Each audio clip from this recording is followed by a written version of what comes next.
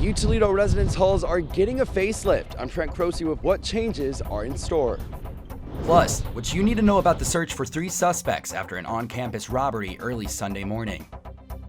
Driving higher prices. I'm Samantha Rojas with how the trucker shortage impacts prices and one group benefiting from it. Severe weather season is here. I'm Tiara Medley with how to prepare and what you can do in case severe weather hits. Your news in 10 minutes starts now. Thanks for tuning in to UT 10 News. I'm Trent Croce. And I'm Tiara Medley. This is a live look outside our studio at Rocket Hall. As you can see now, the sun is coming out, but there's still some overcast. That after a snowy start to the week. According to weather.gov, this weekend is expected to be partly sunny with a high in the 80s and a chance of thunderstorms Sunday night. While the weather is pretty calm now, experts say wilder weather could be on the way. Here's what they recommend you do to protect yourself and your family. Severe weather not only includes tornadoes and hurricanes, but also strong winds. Here in the Midwest, that's what we get more than anything, and it's worth preparing for. One of the things when we look at preparedness that people really overlook are their trees. Trees should be trimmed and taken care of by professionals before severe weather events occur. If a tree falls on your home, you could be displaced for months and end up paying a lot of money. And when you look at spending a few dollars to have your trees trimmed beforehand, it really pays off in the end. Here in Ohio, we get the strong wind, but we also get tornadoes as well. When preparing for tornadoes, it's important to have a go bag. Everybody's got an old gym bag. They've got an old suitcase. They've got an old something like that they can put things in that they don't use anymore. There you go. You don't have to buy anything new. Most of us at some point in time, we get rid of our clothes. We donate them to somewhere or something like that.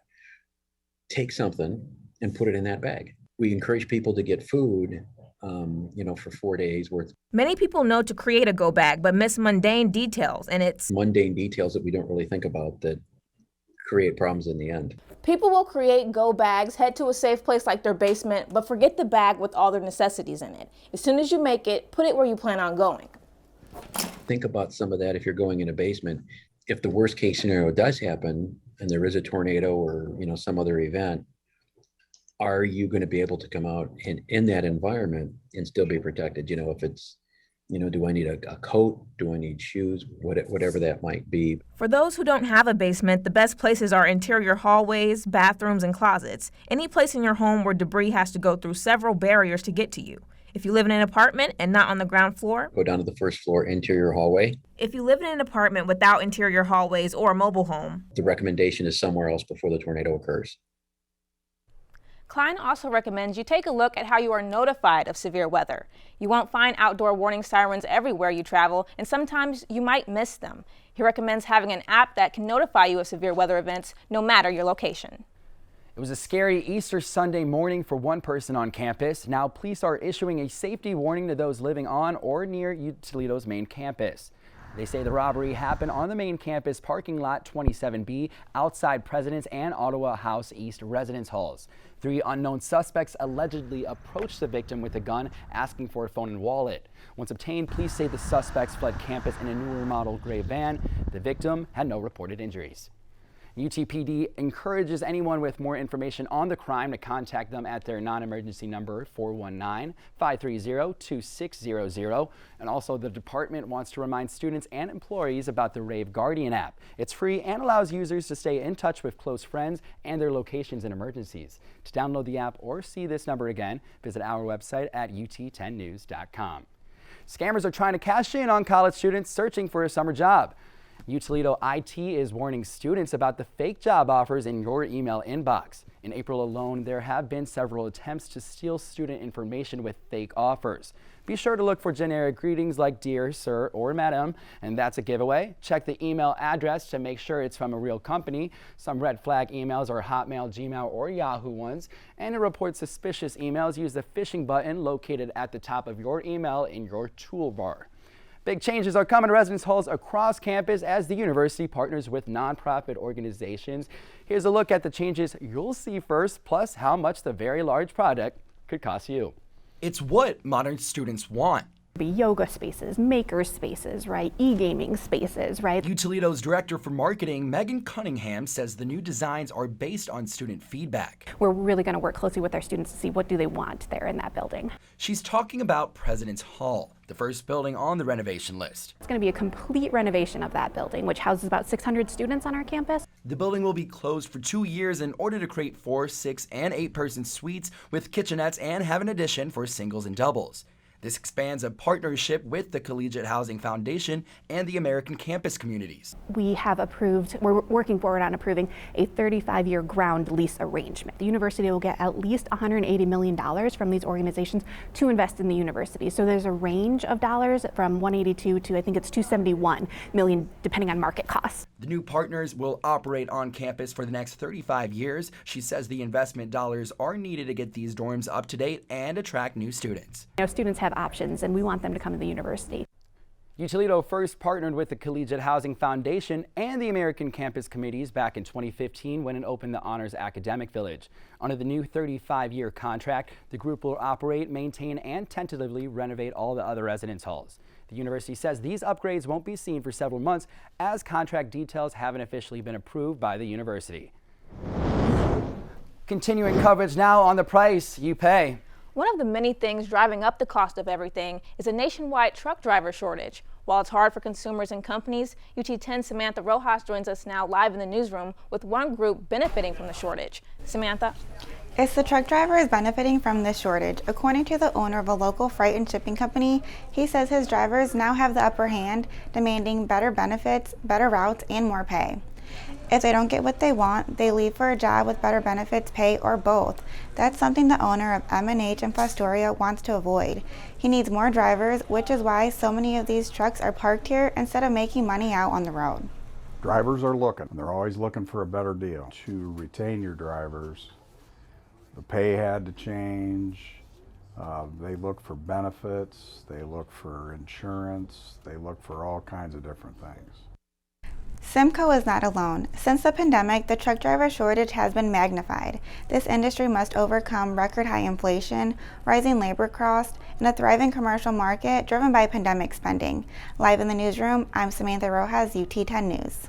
Thank you, Samantha. According to the American Trucking Association, truckers help move 70% of U.S. products. The industry is facing a shortage of up to 80,000 drivers. Now let's turn it over to Trent for a look at news-making headlines across America. Thank you, Tiara. It's now been almost 2 months into Russia's war on Ukraine, and in a program announced today, the Biden administration will no longer admit refugees from Mexico starting April 24th. This in an effort to shut down an informal route that has emerged in Mexico while also trying to make it more streamlined for refugees, AP reports. The U.S. says it will admit up to 100,000 refugees from Ukraine, and so far about 15,000 have come since the February 24th invasion, mostly through Mexico. The route will only be an option in extreme circumstances. Also today, the Biden administration announced they will provide an additional $800 million in defense assistance towards Ukraine, now setting the price to $3.4 billion since the invasion began. And regarding Putin's claims of seizing Ukrainian city Mariupol today, Biden said there is still no evidence yet that Mariupol has completely fallen. You may notice a major change next time you fly or take any public transit. The Associated Press reports a federal judge in Florida has struck down on a national mask mandate on airplanes and mass transit. Many major airlines and airports quickly switched to a mask optional policy. New York City is one of the few holdouts to continue requiring masks in its airports and its public transit systems. An independent autopsy confirms a 26-year-old refugee from Congo was shot in the back of the head by a Michigan police officer while face down on the ground, this according to lawyers for the man's family. The medical examiner's findings match what was seen last week on video released by Grand Rapids Police. According to AP, the man Patrick Leoria was killed after a traffic stop in western Michigan earlier this month.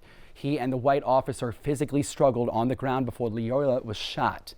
And drivers expect detours and delays as the 45th annual Glass City Marathon is running back into town. On campus, only parking lots near Savage Arena are open all this weekend, while most others are closed to those not in the marathon.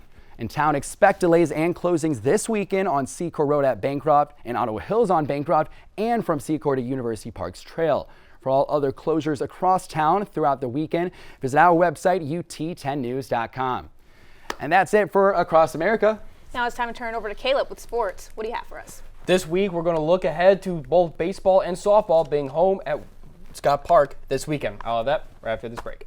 In the classroom, on the court, extracurriculars, or life in general, trying to balance everything as a college student isn't easy.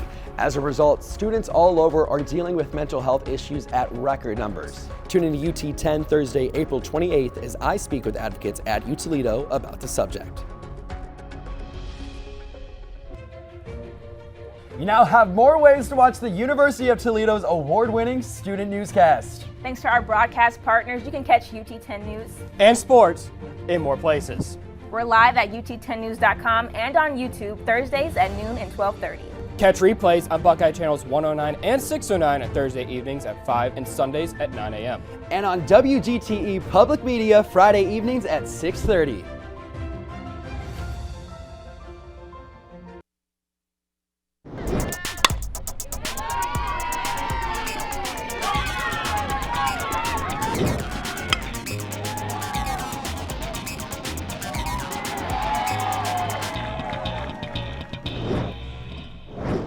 This is your UT 10 Sports Report. I'm Caleb Gill. Both baseball and softball teams will be home this weekend, but before that, a longtime member of the University of Toledo Athletic Department plans to move on. After being with the University of Toledo for 33 years, the Deputy Director of Athletics, David Notke, announced his retirement earlier this week. Notke said in a statement that it has been his absolute privilege to serve at his alma mater for the past 33 years, but the time is right for him to move on and do something different.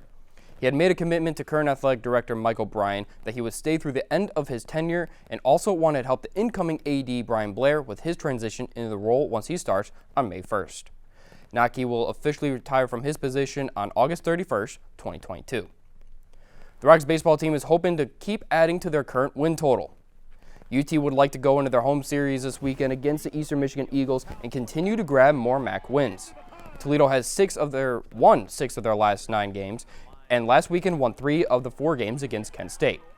Garrett Pike's performance last weekend actually helped him be named MAC Co-Player of the Week.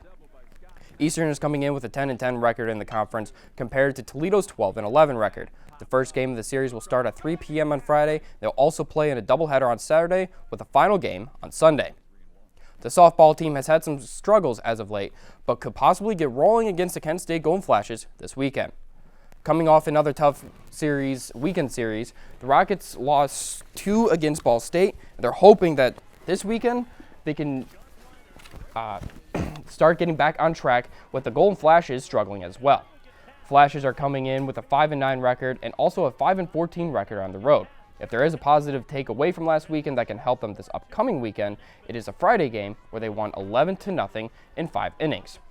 Also, if you're able to make it out to Scott Park this weekend, bring your dogs with you on Saturday, for the Rockets will be doing a Bark in the Park promotion for the game. And that'll be it for sports. You guys going out to Bark in the Park? If I'm able to, I'll bring my mom's dog with me. All right, well, be sure to bring the treats as well. Right.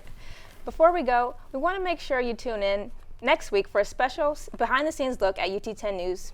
You'll get the chance to see firsthand the hard work that goes into making these student-produced newscasts. You'll go along with UT 10's Trent Croce to see how he shoots his stories, and also hear from Caleb and I about our extensive experience in this class. Next week is our last show of the spring semester, so be sure you don't miss it. That's it for this week. Remember, you can catch newscast replays on YouTube, and don't forget to follow us on social media.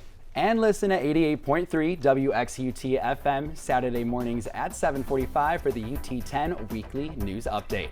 We'll see you next week.